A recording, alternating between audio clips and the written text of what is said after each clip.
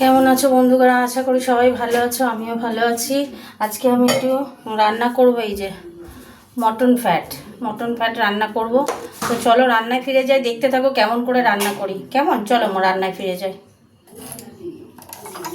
গ্যাসটা জ্বালিয়ে দিলাম, এবার এক এক করে আমি রান্নাটা করব। কড়াটা গরম হোক, সর্ষের তেল দিয়ে দিচ্ছি। যেহেতু ফ্যাট সেই জন্য তেল বেশি দেব না, একটু মিষ্টি দেবো তেলে। মিষ্টি দিয়ে দিলাম, তেলটা গরম হোক। একটা তেজপাতা, শুকনো লঙ্কা দিয়ে দিলাম, দিয়ে এবার দেবো পেঁয়াজ দিয়ে দেবো। পেঁয়াজ দিয়ে দিলাম, পেঁয়াজটা ভাজা ভাজা হবে।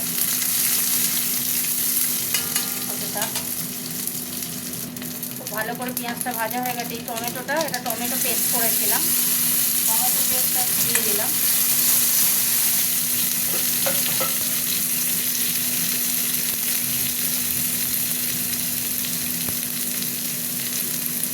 ভালো করে মিক্সির বাটিটা ধুয়ে একটু দেবো। এটা একটু ভাজা ভাজা হোক টমেটোটা, তারপরে আমি মশলা দেবো।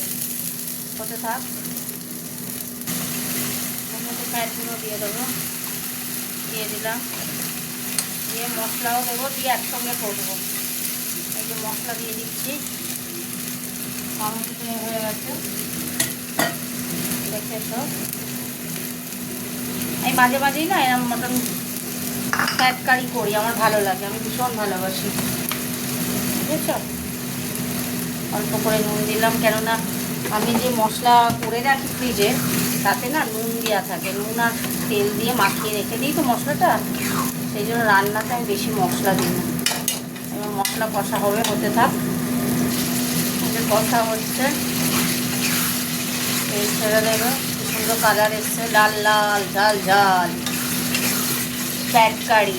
এটা হলো ফ্যাট কারি হচ্ছে, ঠিক আছে? এখনো হবে, হতে থাক। গন্ধ আছে মশলা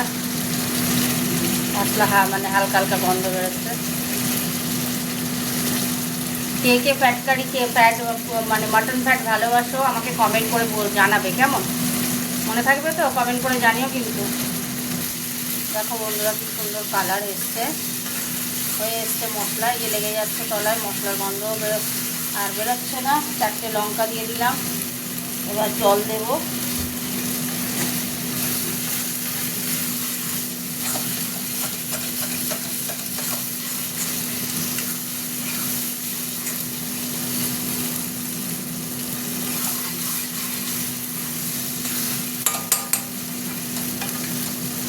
তেল ছেড়ে দিয়েছে কেরাম, দেখেছো?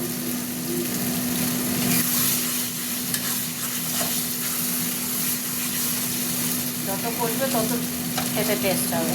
আর একটু হোক, ওপর থেকে এই যে একটুখানি গরম মশলা দিলাম।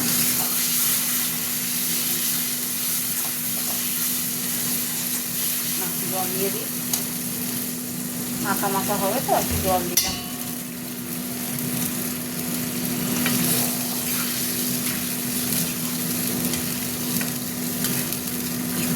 এই কড়াটা আমার লক্ষ্মী কড়া, তেল কম তেলে এত সুন্দর রান্না হয় না লোহার কড়ায়, একদম পারফেক্ট। কোনো নুনও লাগবে না, কিচ্ছু না। খুবই সামান্য নুন দিয়েছিলাম, কেন দেখলে তো? যেহেতু আমার মশলায় দেওয়া আছে তো নুন, আরেকটু জল দেবো। সেটা হতে থাক। দেখো বন্ধুরা, এই যে হয়ে গেছে, এবার অফ করে দেবো। গ্রেভি থাকবে, হয়ে গেলো, অফ করে দিলাম। আজকে আমার ফ্যাট কারি হয়ে গেল। চলো তোমাদের সাথে একটু কথা বলে নিই, কেমন হয়েছে রান্নাটা একটু কমেন্ট করে জানিও, কেমন? তাহলে আজকের মতো বিদায় নিচ্ছি, টাটা। অন্য কোনো রান্নায় দেখা হবে। টাটা বন্ধুরা, গুড নাইট সবাইকে গুড নাইট জানালাম, গুড নাইট।